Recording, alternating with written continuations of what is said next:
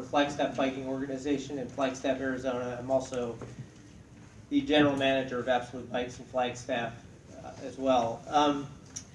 Just as a matter of introduction for Flagstaff Biking Organization, or FBO, we were founded in 2002 originally around putting on Bike Work Week in Flagstaff.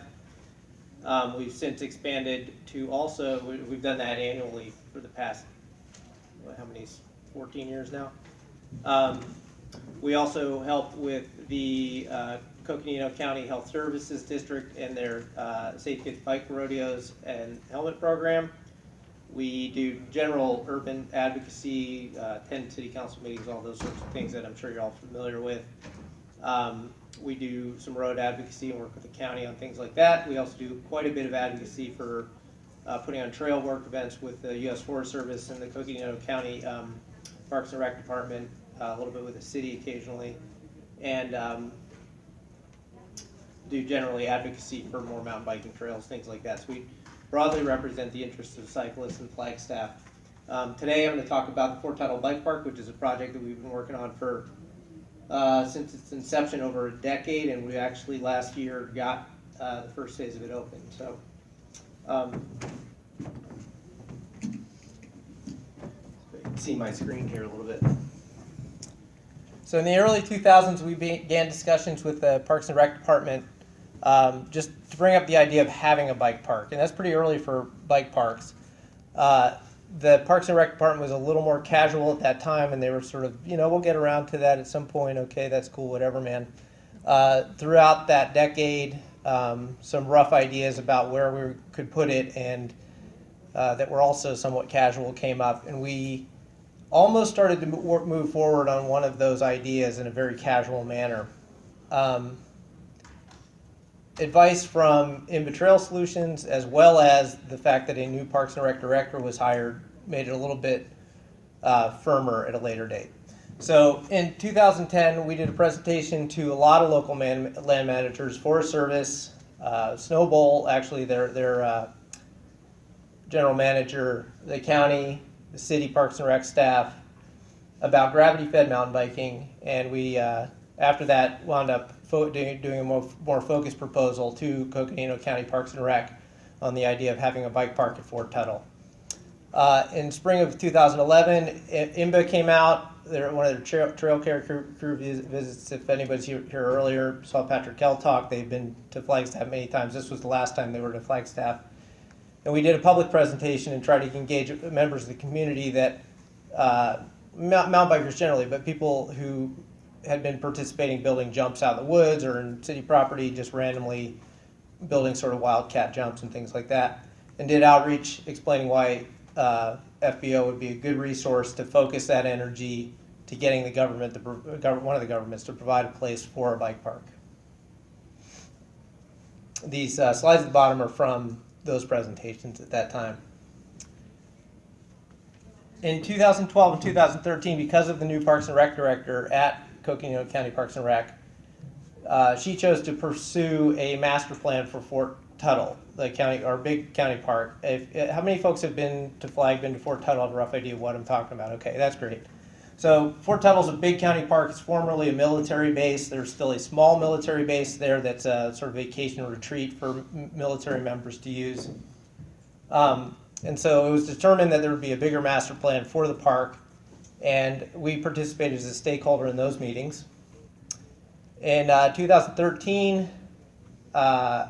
we signed an agreement, and actually as part of the master plan, it was eventually decided that they would include a 7-acre parcel that would become a bike park. The county throughout this process said, we don't have money to build a park, and I'm not real smart, so I offered to step up and go find that money. So in 2013, the Board of Supervisors signed an agreement with FBO to pursue that park, and it's all outlined there. The process is kind of interesting. We against better judgment, are kind of acting as a contractor. However, we're hiring professional contractors to build the park. So they're licensed and bonded. We're insured now for being able to do this. Once the park is built, or a phase of the park is built, we sign a supplemental agreement to that contract and hand over that phase to the county to maintain as a free days facility to the public. In 2013, we matched money with IMBA's trail, they have a trail building fund, I believe it's called. So we matched that with our own money from memberships and fundraising, things like that, and hired IMBA Trail Solutions to create a concept plan for the park. My approach with this was that if we had an overview that was professionally assembled, we could go out and fundraise to actually design and build the phases as we had money available. So that design build strategy is strategic in order that it allows us to do this in bits and pieces. So we didn't have to pay for, go fundraise for $30,000 for essentially paper. We could fundraise for little bits to have bike park builders come out, design a piece of it, and then build it, and then, or just pay for small designs would be small amounts of money. I felt that that would be a better approach than trying to raise a huge amount of money for essentially a nebulous product, a bunch of paperwork. So this all worked pretty well time-wise. The IMBA Bell Built grant at that time, is everybody here familiar with that grant, or has anybody heard of that grant? The IMBA Bell Built grant, it's Bell helmets, provides, I guess it's roughly $100,000 to $100,000 to IMBA, and it's been typically a crowdsourced vote on who gets that money. It was split up into 3 regions the year that we won it, which is good because we have a hard time winning $100,000 from much more population dense areas like back east. So we won $32,000 and we got some money matched from Coconino County Board of Supervisors. They have what they call their community initiative funding. And it's essentially a grant that you can apply to. So we had some money from them as well. There's $16,000. So we built the first phase in fall of 2013, early winter. We also leveraged the fact that we had gotten a lot of press on this proposed park in the local media, newspaper, radio, some other places. And so people were pretty familiar with this project, so I was able to go out and leverage discounts from local contractors to haul dirt, to donate dirt, discounts on rental equipment. And ultimately, we are recognizing those sponsors through social media presence, website, and signage at the park as well.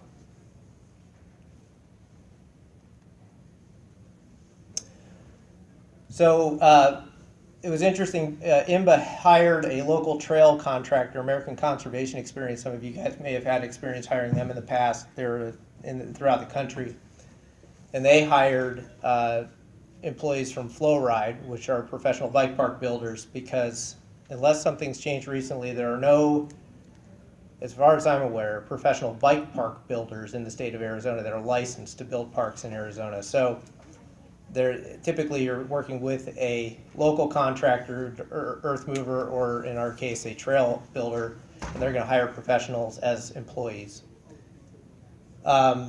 So American Conservation Experience hired members from a company called Flow Ride, who came out and designed the park, and then drove tractors, built the first phase. We got 3 flow trails, and flow trails, basically, for those who aren't familiar, sort of a vertical BMX track. It's a linear BMX track, so if you're maybe more familiar with that, some dirt jumps, berm turns, things like that. These flow trails that we had built are of different skill levels. Almost anybody, including, we've seen little tiny kids on push bikes with no pedals, ride the beginner line through the advanced line, which I can't push my bike through it. It's so vertical takeoffs, steep BMX style jumps. So we've got those 3 flow tracks, and I just hit a button not on purpose. There we go. And then a tot track, which is a little tiny pump track, little rollers, and little tiny kids can ride around that, and they do for hours, which is great. The first year it was open. Oh, well, we were open briefly, we actually built this in fall 2014. I did my year wrong. I said 13 earlier. So that fall and winter, we were briefly open. but that spring we really opened in earnest, and we recorded almost 15,000 trail rider days between May and October of last year.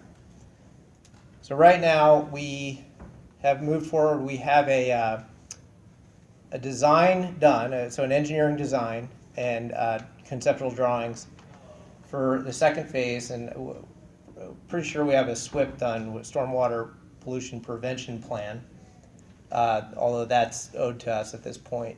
So we're ready to go on phase 2, and we have about $36,000 raised towards that second phase. That phase 2 is a bit more complicated. Our rough estimate from American Conservation Experience is going to be in the $100,000 range, and we're a third of the way there. The nice thing about this next phase and the way that we've been trying to move forward with this project is that everything can be done in smaller chunks. So although there's $100,000 of work to be done here, at this point I'm working towards having a big piece of this done this year, just to show some forward momentum to the public and to the county that we're working towards getting this done. And we could be fundraising towards more completion of that maybe next year.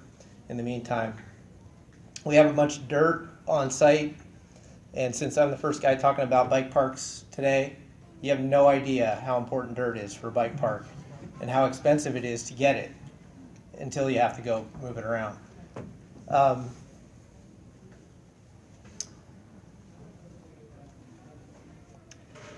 So I was asked when I was going to put this presentation together to talk about challenges, and the permissions were a challenge. We've gotten through that, and so far the biggest other part of the challenge has been funding. When you step up out of the blue and say, sure, I'll go raise $500,000 and you got a full-time job, it becomes pretty apparent it's hard to do that. We've been very lucky. We won some great grants. We've had a lot of people step up and write us big checks. We've had a lot of people step up and donate us $20 at a time.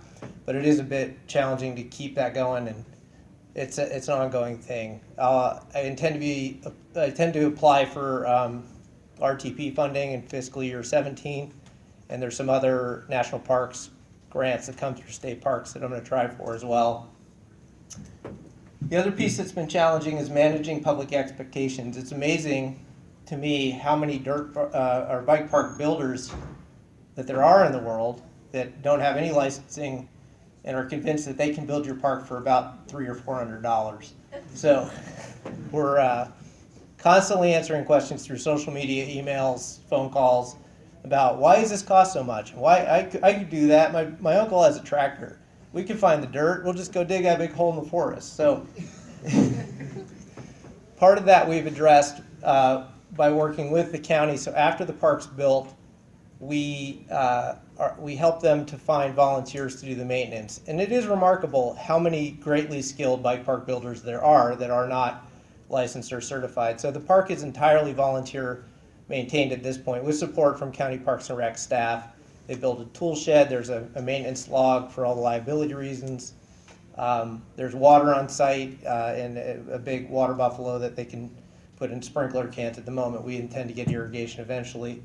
And there's a bunch of tools, and they can, once people are sort of jumped into this process, they can come out, unlock the shed, get the tools out, maintain, and they're doing a great job. We have a day scheduled April 23rd for a big spring cleanup day and new training for new volunteers. And most of the training, though, has been not on techniques, because although I've built a lot of trails, I feel helpless when I'm out there. I don't know how to build this type of stuff. But there are folks who've done a lot of this, kids who grew up building jumps in their yards and such. But training on the liability concerns and the need for signing in and wearing an orange vest and stuff. So on the 23rd, we'll start our second year of maintaining this thing with the county and hopefully get some more stuff built this year. This is a list of all the bigger organizations and companies that helped get this thing done.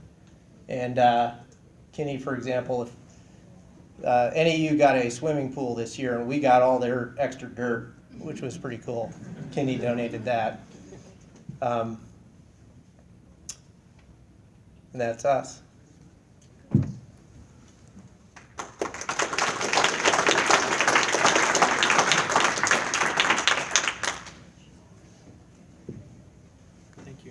Sure. Excellent.